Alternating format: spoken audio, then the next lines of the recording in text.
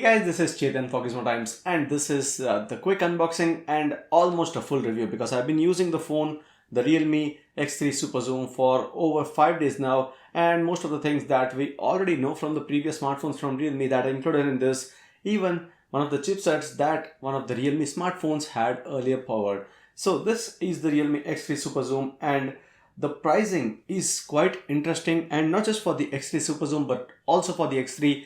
I am specifically making this review after the price announcement only because I was waiting to see if what we are guessing is right. In the unboxing as well in the Hindi channel, I had said that the MRP is 35,000. It could be around 33,000 for the 12 plus 256 GB option, and for those internal specs, obviously the price is quite good. And not just for the X3 SuperZoom, the X3 is no much different from this one except for a few camera changes.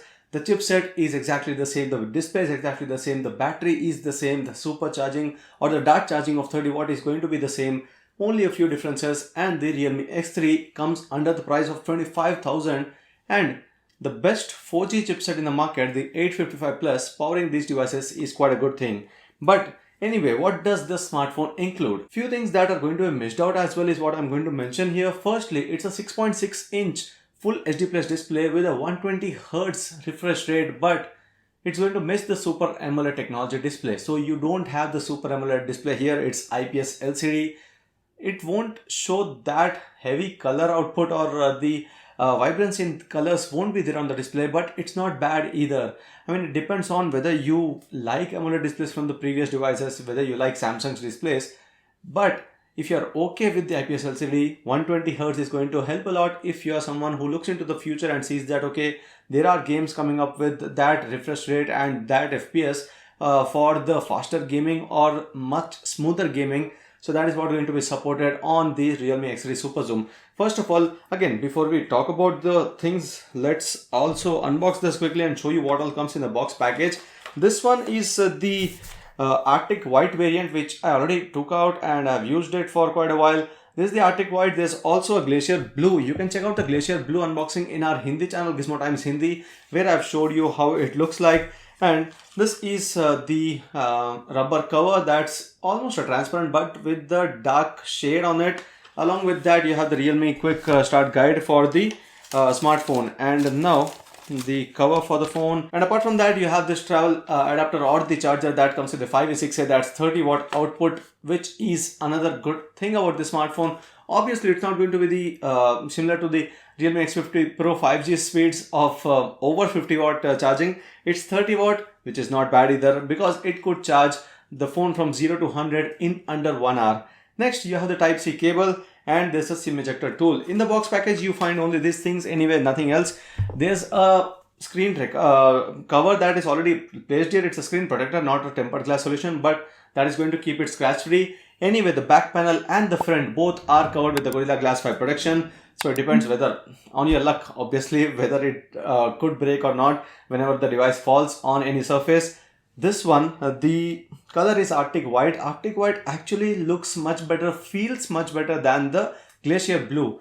One, for the fact that it looks better against light when you have those light projections on it. You can see here, and there are the gradient lines on it, but it isn't glossy. So that's one difference. The glossy back actually is always having fingerprints. It has smudges here, that's not given here. So it's a very smooth kind of finish, which OnePlus also has it on some of its smartphones, including the OnePlus 8 Pro. It's called the Frosty matte, and that is the same thing being used here. It's kind of frosty here, and it comes with the Realme UI based on Android 10. So it's the latest OS, which anyway Realme has been offering in most of its devices till now. So it's Android 10 based Realme UI, and it has the liquid cooling 3.0 version. So for gamers, that's going to be a good thing because obviously if you play a lot of games, if you play high-end games like PUBG Mobile, the smartphones tend to heat up, and in this case, because of the liquid cooling, you don't see the same amount of heating up of the devices when you compare that with similar chipsets, similar kind of bodies on other smartphones. So we have done the full gaming review on our Gaming Josh channel, but in case you want to see some gameplay, you can see that in this video itself, because we wanted to show you what are the graphic possibilities. Obviously, it's going to support the highest of the graphics here. HDR plus Extreme is supported, Smooth plus Extreme is supported, and of course the support of 120 Hz is going to help not in PUBG but in some other games where 120 FPS support is offered. And who knows, in future PUBG Mobile could actually support the same, and you might be able to take advantage of that when it's supported. And right now it's on 60 FPS on PUBG Mobile.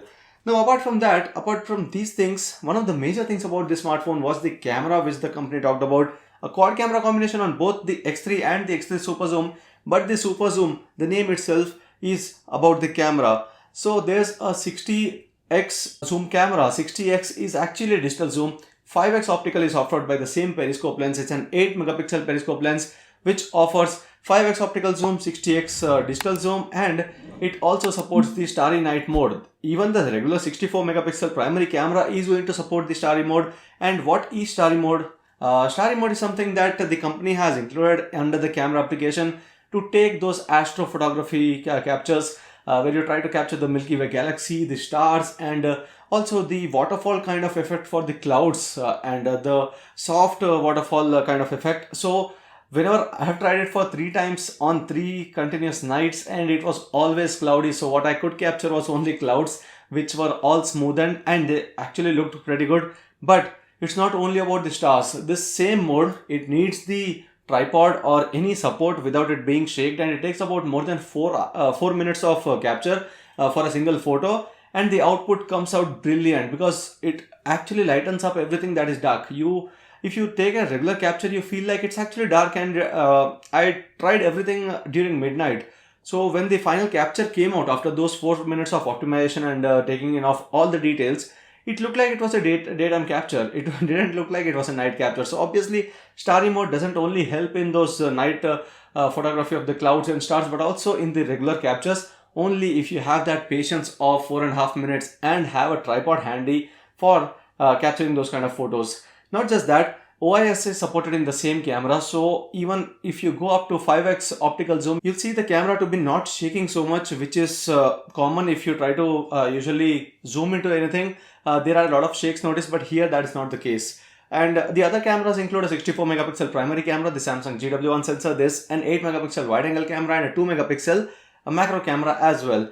On the front, the dual punch hole camera here includes a 32 megapixel primary selfie camera and also an 8 megapixel wide angle camera for the group selfies. So for the cameras, it's quite a powerful one with a combination of 4 cameras on the back, of which each of it has its own purpose. A very well made combination there, and even on the front you have it for the selfies with a regular and a wide angle one. But anyway, if you compare this with the Realme X2 Pro, I would say that there's not a lot of difference. Actually, few things. Anyway, the Realme X2 Pro is priced higher than this one, but there are things that you need to compromise with in this case. Of course, the Realme X2 Pro doesn't have the zoom camera, but the Realme X2 Pro has that Super AMOLED display. It has that faster charging. It has a bit better battery life. Here it's a 4000 mAh battery and it comes with the 30 watt fast charging, but the X2 Pro has those better features.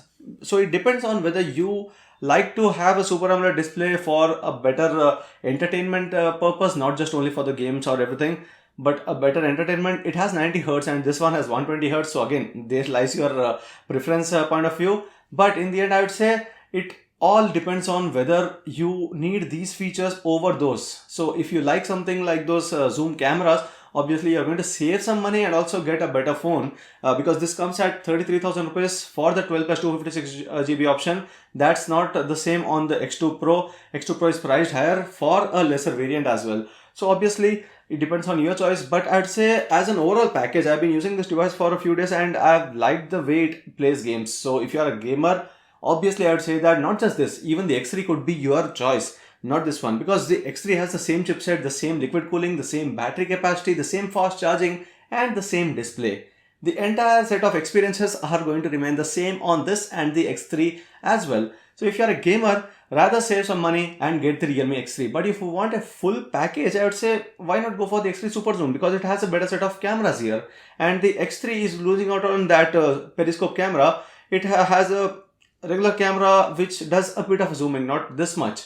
So obviously there is that difference in these two devices. And yeah, one thing that this phone is going to lose out on is the 3.5mm headset jack.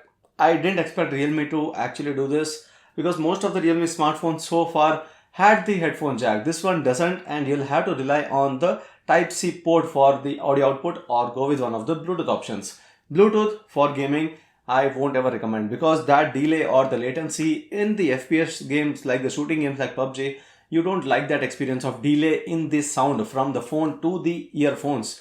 So I would rather have a wired option here, but a wired option will need to have the Type-C adapter, or you'll have to go with one of the Type-C earphones directly. So that is one compromise which I felt like Realme should have offered the headphone jack and make it a perfect smartphone here, but obviously you don't get that. So these are the things about the Realme X3 SuperZoom. I feel this is quite a good phone because it has everything that it has to offer in this price range. For the price being asked, obviously there are quite a few good things. It has the large 6.6-inch display with the punch hole camera, and it's a Full HD plus resolution, 120Hz display.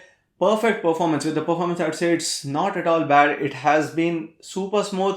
For gamers, it could be a perfect choice. It has liquid cooling as well, and the quad camera combination. Obviously, you can check out the camera samples that are being added here. And a few things that you have to compromise is with that 3.5mm headset jack. The AMOLED display is not present here. But otherwise, this is quite a well-made phone, and this could be one of the potential choices for gamers. At least not if this one, the Realme X3 as well, because you could go down to the budget of only 25,000 rupees, get the 66 plus 64GB option. Obviously, if you're someone who's into gaming and recording those games, you'll have to get a better variant for a larger storage. But otherwise, it's the same, the X3 and the X3 SuperZoom for gamers. For others, this one is a better package. So that's it. This was all about the Realme X3 SuperZoom and the Realme X3, of course. And I hope you like this video. If you do share and subscribe to Gizmo for more. Thanks for watching, and see you next video.